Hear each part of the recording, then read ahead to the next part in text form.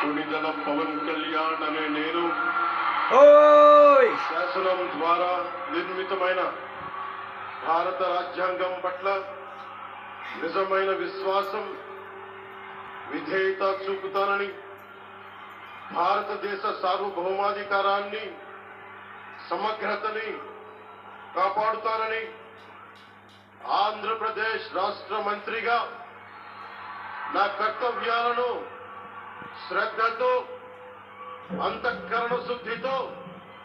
నిర్వహిస్తానని, భయం గాని పక్షపాతం గాని రాగద్వేషాలు గాని లేకుండా రాజ్యాంగాన్ని శాసనాలని అనుసరించి ప్రజలందరికీ న్యాయం చేకూరుస్తానని దైవ సాక్షిగా ప్రమాణం చేస్తున్నాను.